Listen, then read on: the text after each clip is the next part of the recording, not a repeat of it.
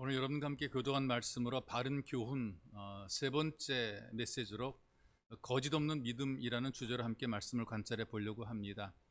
5절의 말씀을 보시게 되면 교훈의 목적에 대한 것을 이야기하는데 그 중에 첫 번째로는 청결한 마음, 선한 양심, 세 번째 거짓이 없는 믿음인데 이것이 왜 필요하냐면 여기에서부터 사랑이 나오기 때문에 이것이 중요하다는 얘기죠. 사랑 얘기를 하게 되는데 그냥 사랑이 아니라 청결한 마음에서 사랑이 나오게 되고 선한 양심에서 사랑이 나오게 되고 거짓이 없는 믿음에서 사랑이 나오게 된다는 얘기입니다. 여러분, 그 성경에 양심이라는 표현을 쓰고 있는데요, 이 양심이라고 하는 것이 이런 의미가 있습니다.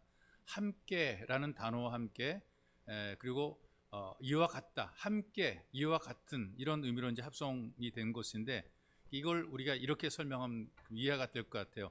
공동의 지식, 우리 모두가 다 같이 알고 있는 공동의 지식이 바로 양심이라는 얘기죠. 나 혼자만의 생각이 아닌 겁니다.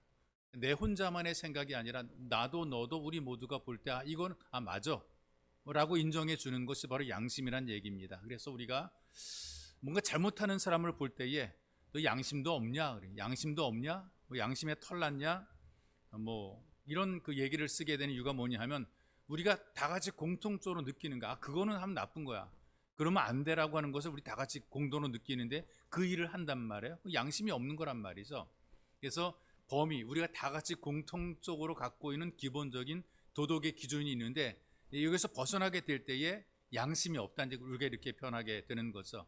이것 좀 다른 게 뭐냐 하면 성경에서 말하는 선한 양심이라고 얘기를 한다는 말이죠. 이것은 하나님께서 우리에게 주신 도덕적인 기준을 이야기하는 겁니다. 우리끼리 살아갈 때도 우리 윤리가 있잖아요. 우리 도덕이 있단 말이죠. 서로 지켜야 될 예의가 있단 말이에요. 그런데 하나님께서 우리에게 주신 기본적인 삶의 기준이 있다는 얘기죠. 하나를 예를 들어 설명하면 이렇습니다. 하나님을 사랑한다라는 고백을 우리가 하죠. 찬양으로, 기도로 고백을 한단 말이에요. 근데 내가 하나님을 사랑한다라고 하는데 하나님께서 볼 때 이게 과연 진짜 참된 사랑인가? 그렇지 않을 수 있다는 얘기예요. 내가 생각할 때는 하나님 사랑인데 하나님의 기준에서 볼 때는 이게 하나님의 사랑이 하나님을 사랑하는 것이 아니단 말이죠. 이 기준이 하나님에게 맞춰져야 된다는 얘기예요. 그래서 내가 갖고 있는 생각이 아니라 하나님의 기준에 맞추어진 사랑을 할 때 이게 진짜 하나님의 사랑이 되는 거예요. 그러면 하나님의 사랑은 어떤 것인가? 절대적인 사랑을 요구하시더라고요. 절대적인 거죠. 이게 좀 약간 다른 겁니다. 우리끼리는 사랑한다 그래도 절대적이진 않아요. 뭐 너 없이는 나 못 살아, 뭐 그런 뭐 절대적이진 않단 말이에요. 이거 너 아니면 난 안 돼 라는 이런 것이 거의 없단 말이죠. 이 사람도 되고 이 사람도 되고 우리는 다 나한테 유익이 되면 얼마든지 사랑이 가능한데 하나님의 사랑은 절대적이에요. 어떤 비교가 되거나 그다음에 다른 것과 그 공동으로 사랑하는 것이 아니라 무조건으로 하나님만 사랑하는 이 사랑, 이게 이제 하나님의 기준에 의한 사랑이라 그 말이에요. 우리를 만드신 분이 하나님이시고 우리는 피조물이에요. 우리를 지으신 분이 하나님이시란 말이에요. 그렇다면 우리가 하나님을 사랑한다고 말할 때 다른 조건이 있을 수가 없습니다. 그냥 무조건 우리가 하나님을 사랑한단 말이죠. 이게 사랑이란 말이에요. 이를테면 뭐 부자가 되게 해줬기 때문에 사랑하고, 건강하게 만들어줬기 때문에 사랑하고, 일이 잘 되었기 때문에 사랑하고, 이거는 사랑이 아니고 조건이고 거래인 것이지 사랑이 아닌 겁니다. 그래서 우리가 이해하는 사랑 가운데는 거래적인 것들이 굉장히 많아요. 하나님과 거래하더라고요. 기도로 거래하는 경우들이 많이 있는데 무조건적입니다. 안 해주어도 안 돼도 우리는 당연히 하나님을 사랑하는 것이 우리의 도리에, 이게 양심이란 말이죠. 양심상 하나님 앞에 우리가 도리를 저버릴 수 없는 거예요. 하나님의 사랑을 내가 저버릴 수 없는 거예요. 양심상 하나님이 우리를 만드셔 놓고 우리를 살게 하셨고 이만큼 우리가 참 믿음을 지켜나가게 만들어 놓았기 때문에 그냥 우리는 하나님께 사랑하는 거죠. 절대적인 사랑, 그리고 우리에게 요구하는 사랑이 뭐냐? 최고, 어떤 뭐 있으나 마나 아니면 적당한 선이 최고를 요구하신단 말이에요. 그 최고를 요구하는 게 뭐냐면은 나 이외에 다른 신들을 있게 하지 말라. 하나님보다 좋은 것 있으면 안 됩니다. 하나님보다 더 귀하게 여기는 것 있어도 안 됩니다. 뭐라고 그랬냐면 하나님께서 뭐라고 말씀하시는가? 나는 질투하는 하나님이다 그랬어요. 하나님보다 더 좋아하는 다른 것들을 가지고 있으면 하나님이 질투한다 그랬어요. 이거 우리 느끼잖아요. 질투라는 거. 내가 사랑받아야 되는데 내가 받을 사랑이 다른 사람에게 가게 될 때 질투하는 것처럼 하나님께서는 우리 인간의 마음을 이해하면서 질투한다 그랬단 말이죠. 하나님보다 다른 것을 더 사랑하는 것, 하나님 말고 또 다른 것을 사랑하는 것을 하나님 싫어하신다 이거죠. 그래서 하나님의 뜻이라면 최선을 다해서 지키는 것이 사랑이고 최우선적 먼저 하는 것이 사랑입니다. 하나님의 일을 하고 교회 일을 하면서 최고의 것으로 최우선적으로 내 마음을 다해서 하는 것이 이게 하나님을 사랑하는 것이 되는 거죠. 내가 마음으로 이 정도 했다고 내가 하나님 사랑하고 이만큼 했으니까 내가 하나님 사랑, 이것이 아니고 하나님께서 정해놓은 규정대로 사랑할 때 이것이 양심적으로 하나님을 진짜 사랑하는 것이 되는 거란 말입니다. 그래서 고백을 한단 말이에요. 우리가 하나님을 사랑한다고 고백할 때 이 고백은 그냥 교회에 다니고 조금 봉사하고 이런 것이 아니라 정말 하나님이 최고고 절대적이고 나는 주님 없이는 못 살겠고 이런 데서 나오는 이 고백이 참된 사랑이 되는 거란 말입니다. 그래서 디모데전서를 통해서 무엇을 보게 되느냐 하면은 복음을 전파하는데 이 복음을 통해서 어떻게 살아가야 되는가 이것 우리가 지도를 받고 있는 것입니다. 마음도 청결해야 될 뿐 아니라 확실한 믿음을 가지고 진실한 믿음의 고백을 해야 된다는 말이죠. 그래서 디모데전서에 기록된 내용들을 보게 되면 목적이 있는 거예요. 왜 성경을 기록했는가? 왜 우리는 이 복음을 들어야 되는가? 복음을 듣고 믿어서 우리가 구원받는 것이 목적이 되는 거란 말이죠. 그래서 복음을 들음으로 믿게 되고 믿음을 통해서 하나님의 자녀가 되고 우리는 이 땅에 사는 100년의 삶뿐 아니라 영원의 삶에 대한 기대와 소망을 가지고 살아간다. 이거를 가르쳐 주기 위해서 이 복음을 우리가 들어야 되는 것이고 전하는 사람은 이런 목적을 가지고 복음을 전하게 되는 거죠. 이제 문제는 교회에 와서 복음을 믿지 않으면 성경 하나님 말씀 믿지 않게 되면 다른 믿음을 가지게 되는 거예요. 그럼 뭐가 문제냐? 목적이 다른 거예요.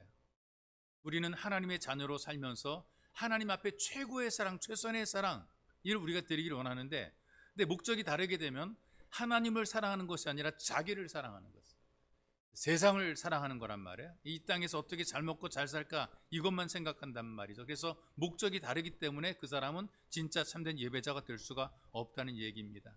성경 우리들에게 그렇게 왔다 할지라도 복음을 듣다 보게 되면 이제 방향이 바뀌어지게 되고 목적을 깨닫게 되는 겁니다. 내가 왜 예수를 믿어야 되는지를 알게 되는 거예요. 자꾸 와봐야 돼요. 예배를 자꾸 드려야 되고 말씀을 자꾸 드려야 된다는 말이죠. 그러다 보게 되면 이제 우리가 자꾸 하게 되고 알게 되고 느끼게 되는 거란 말이죠. 그래서 하나님의 은혜를 깨달은 사람들은 뭔가 하려고 그래요. 믿는 만큼 움직이는 거예요. 믿는 만큼 행하는 거예요. 믿는 만큼 섬기는 거예요. 믿는 만큼 뭔가 교회에서 봉사하려고 그런다는 말이죠. 이런 어떤 행위, 예배를 드리고자 하는 마음도 없고 하나님 앞에 봉사하고자 하는 마음이 없다는 얘기는 그 믿음 믿는다고 말하지만 진짜 믿음은 아닌 거란 말이에요. 내가 믿는다는 고백에 뒷받침이 될 때 이게 진짜 진정한 믿음이 되고 내가 진짜 믿게 되면 나타나는 것이 하나님을 향한 사랑으로 나타나게 되고 하나님을 사랑하게 되니까 사람에 대한 사랑으로 나타나게 되는 거란 말이죠. 그래서 이런 우리의 신앙의 행위들이 결국에는 사랑으로 귀결이 되는 것을 봅니다. 그런 의미에서 오늘 우리가 관찰할 것이 어떤 것이냐면은 거짓 없는 믿음, 신실한 믿음 그런 의미를 가지고 있거든요. 변함이 없이 꾸준함을 보여주는 그런 믿음을 이야기하는 겁니다. 그러니까 한 번, 두 번 우리가 잘하는 것도 한 번, 두 번은 잘할 수 있어요. 그런데 꾸준히 잘하는 게 어려운 거예요. 뭐 특별히 대단하게 잘하지 않아도 꾸준하게 잘하는 게 굉장히 어렵거든요. 평생이에요, 평생. 여러분 예수 믿는 것이 어떤 한때 뭐 젊었을 때 문제가 있을 때 뭐 잘 될 때 그때만 내가 뭐 열심히 기도하는 이런 것이 아니고 평생. 저는 두 눈에 흙이 들어갈 때까지라고 얘기를 하게 되는데 두 눈에 흙이 들어갈 때까지 우리가 꾸준하게 계속해서 예배자가 되고 하나님을 향한 마음이 한결같은 것, 이게 바로 거짓이 없는 믿음이 되는 거란 말이죠. 거짓이 없다는 얘기는 꾸미지 않았다는 것이거든요. 가장하지 않았다는 얘기예요. 이거 어디에서 쓰는 용어냐면 원래 연극에서 사용하는 용어입니다. 자, 연극 무대 선 배우들이 보게 되면 진짜 자기를 보이는 배우들은 없습니다. 자기를 가리고 가면을 쓰고 내 원래 인격이나 내 캐릭터가 아님에도 불구하고 다른 사람의 모습으로 등장하잖아요. 남의 모습으로 분장을 해서 역할을 그걸 한단 말이죠. 이게 진짜가 아니거든요. 뭔가 가면을 쓰고 있단 말이에요. 진실한 것이 아니거든요. 그런데 이걸 다 벗어버린 것, 내가 배우처럼이 아니라 이 배우의 가면을 벗어버리고 내가 다른 역할을 하는 것이 아니라 원래 내 진실 있는 그대로의 모습을 보이며 살아가는, 바로 이것을 거짓이 없다 이런 표현을 쓰고 있다는 말이 있어. 그러니까 하나님 앞에 거짓이 없는 믿음이라고 하는 것은 뭐 꾸미거나 어떤 형식적인 거나 이런 걸 의미하는 게 아니고요. 진짜 있는 모습 그대로 보여주는 거예요. 내 모습 이대로 주 봐주옵소서 이겁니다. 약하면 약한 대로, 못나면 못난 대로, 없으면 없는 대로, 뭐 가난하면 가난한 대로, 무능하면 무능한 대로, 있는 그대로 하나님께서 나를 받아 주옵소서라는 그 마음 그대로 가지고 나오는 것, 그리고 그대로 내 마음을 표현하고 하나님에게 도움을 요청하는 것, 이게 중요한 거란 말이죠. 근데 우리는 이걸 가리려고 그러잖아요. 안 보이려고 그래. 안 그런 것처럼 예배를 드리니까 이게 뭔가 진실하지 못하다는 얘기죠.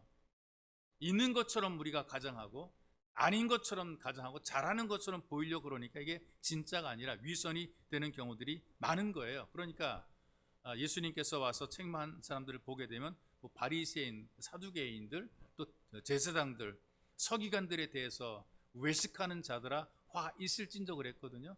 볼 때는 대단한 믿음의 사람들이죠. 대제사장들, 서기관, 성경을 필사하는 신앙적인 그 경륜이 있는 신학자들이잖아요. 바리새인들 얼마나 믿음이 투철한 사람들입니까? 뭐 11조 할 때 그 씨앗까지 세 가지고 하는 사람들이니 얼마나 철저합니까? 이런 사람들을 향해서 화가 있다 그랬어요. 남들이 볼 때는 대단한 믿음을 가졌는데 예수께서 보실 때는 그거 진짜 믿음이 아니라는 거, 너 꾸미고 있다는 거예요. 있는 모습 그대로 보여. 너 원래의 모습 그대로 보이라 이 말이거든요. 근데 그런 모습을 안 보이게 되니까 그들이 가짜로 허위로 위선적인 예배를 드리니까 화 있다라고 얘기를 하는 겁니다. 이 복음서에 예수님께서 그 사람을 부르시는 모습을 그 소개를 하고 있는데요. 먼저 그 레위, 그 마태죠. 레위를 부르신 이후에 식사를 같이 했어요. 밥을 같이 먹는데 그때 레위에 많은 친구들이 있는데 이 사람이 누구냐면 바리새인들입니다. 바리새파에 속한 사람들이거든요. 그 사람들이 제자들에게 험담을 하게 됩니다. 야, 니네 선생을 가만히 보면은 맨날 그 죄인들과 세리들과 함께 어울려 밥을 먹지 않냐? 이렇게 얘기를 한 거예요. 이걸 예수님이 들으셨단 말이죠. 예수님이 하신 유명한 말씀이 있잖아요. 건강한 사람에게는 의사가 필요하지 않고 병든 사람에게는 필요하다. 나는 의인을 부르러 온 것이 아니라 죄인을 부르러 왔다. 예수님께서 이렇게 말씀을 했단 말이에요. 누가는 의인을 부르러 온 것이 아니라 죄인을 불러 회개시키러 왔다. 이렇게 기록을 하고 있습니다. 이게 어떤 거냐면 예수께서 이 땅에 오신 목적을 가장 확실하게 표현한 말씀입니다. 그리고 우리가 주님을 통해서 하나님의 사랑을 공급받을 수 있는 방법을 가장 확실하게 설명해 준 내용이란 말이죠. 자, 그럼 봅시다. 나는 의인을 부르러 온 것이 아니라 그랬어요. 예수께서 부르고 싶지 않은 사람은 없습니다. 다 부르고 싶었단 말이죠. 모두를 부르고 싶었단 말이죠. 그런데 스스로 의롭다라고 생각하는 사람은 예수님께서 오셔도 주님으로 인정하지 않고 영접하지 않았다는 얘기입니다. 제가 적나라한 표현을 쓰게 되면 그 사람들은 불러도 소용없고 가르쳐도 깨닫지 못했다는 얘기죠. 왜? 자기 믿음으로, 자기 열심으로, 인간적인 사랑으로 살다 간 것입니다. 남들이 볼 때는 잘 믿는 것처럼 보여요. 열심히 하는 것처럼 보입니다. 정말 꽤 충성하는 것처럼 보인다는 말이죠. 그런데 하나님께서는 인정하지 않으시는 것을. 왜 그러냐? 성경이 교훈하는 사랑이 아닌 거예요. 진짜 믿음이 아닌 거예요. 참된 믿음이 아닌 거란 말이죠. 이 의인, 자기가 의인이라고 생각하니까 이 사람은 진짜 믿음을 가지고 믿는 것이 아니란 말이에요. 또 예수께서는 나는 죄인을 부르러 왔다 그랬단 말이죠. 이 말의 의미가 어떤 의미가 있습니까? 자기가 죄인 된 것을 인정하는 사람만이 회복이 되고 치유가 되고 고침을 받을 수 있다는 얘기 있어. 이 말을 뒤집어 보게 되면 이렇습니다. 자기 죄를 인정하지 않게 되면 나도 못 고친다 그 말이에요. 예수님께서 나도 자기가 스스로 죄인 된 것을 인정하지 않으면 내가 아무런 의미가 없다.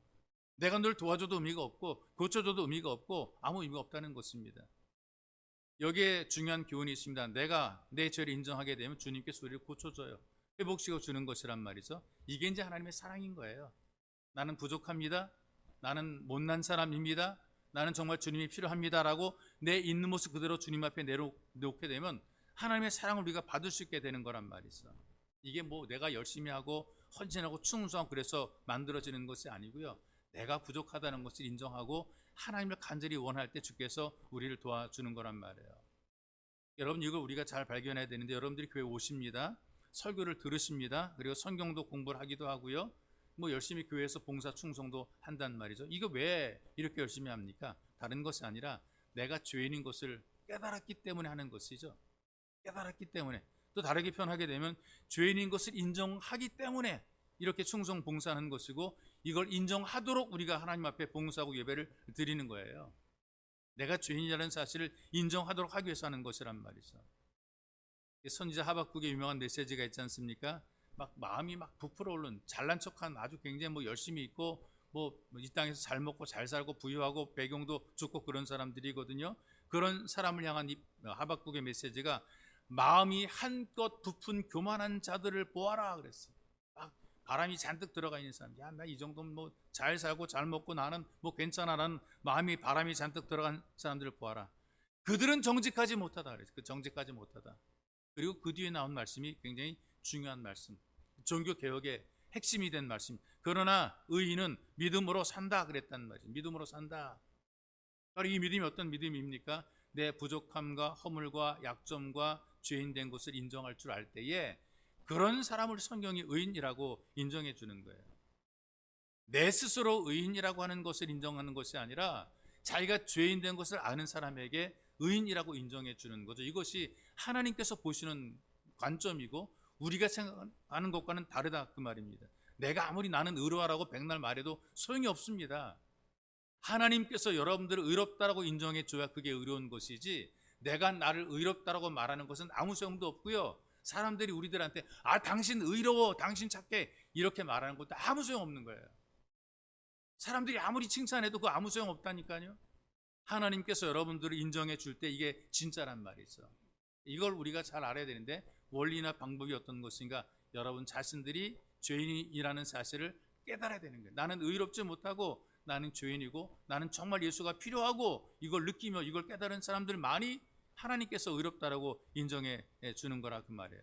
그래서 의인을 부르러 온 것이 아니라 죄인을 불러 회개시키러 왔다라고 선포를 합니다. 이 말씀 앞에 아멘이라고 반응하는 것이 믿음인 거예요. 나는 의인을 부르러 온 것이 아니고 죄인을 불러서 회개시키러 왔다.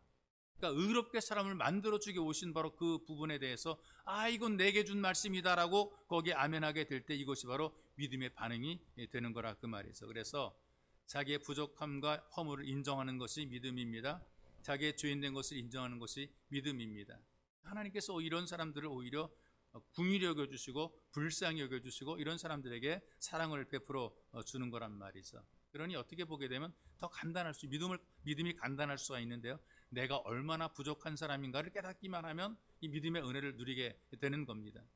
내가 얼마나 허물이 많은 사람인가, 약점이 많은 사람인가, 이걸 인정하기만 하면 오히려 우리가 믿음의 사람이 될 수가 있는 거란 말이에요. 이런 인정 속에서 하나님께서 우리를 치유하십니다. 영혼을 회복시켜 놓는 거란 말이죠. 삐뚤어진 것을 바르게 고쳐준단 말이죠. 풍성하게 우리 영혼이 행복하게 만들어 놓습니다.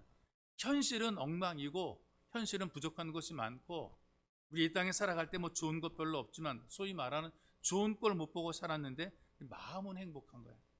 하나님께서 나를 받아주시고 내가 자녀가 되었으니, 나는 하나님의 나라를 확실하게 소망하고 있으니, 내 시민권은 하늘에 있으니, 이 굉장히 마음이 뿌듯하고 행복하게 우리가 살아갈 수 있는 것이란 말이죠.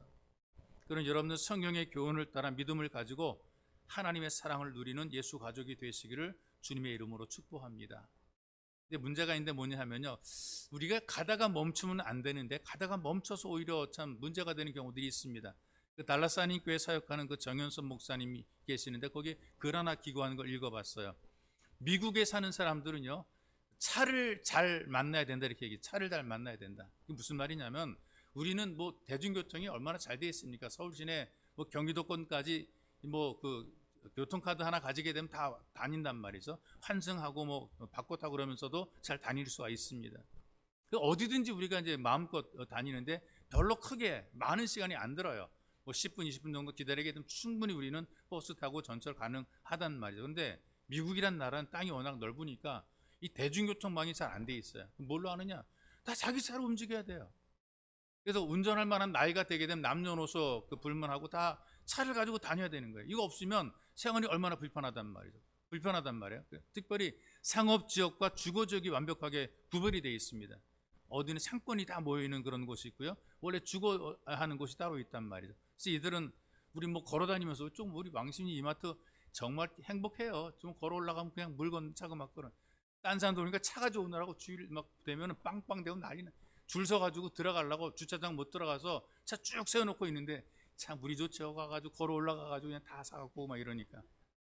우리 동네는 이런데, 근데 머리서 오는 차가 좋은 사람들 이렇게 불편한데 미국이란 나라는 이거 없으면 어디 가지도 못한다니까요.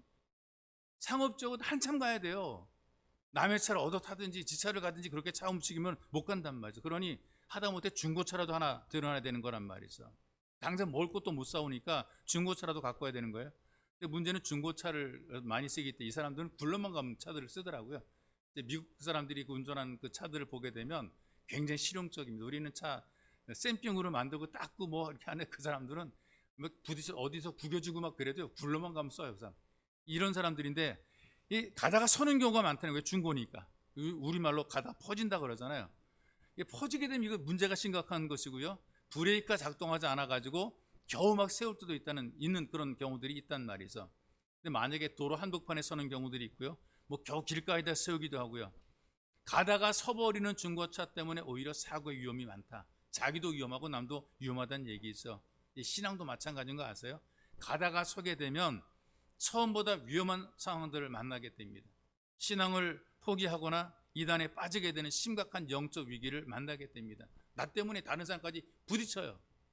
저 잘하던 사람이 왜 저래? 뭔가 문제가 있네. 그리고 이 교회 예수 믿는 사람들이 같이 시험에 드는 경우들이 많이 있단 말이죠. 다른 사람에게 들이박아요. 또 중간에 멈추면 그냥 멈춰 있는 것이 아니라 다른 사람에게 부정적인 얘기를 막 해요. 그 교회 가지 말아라. 뭐 어떻게 하지 말아라.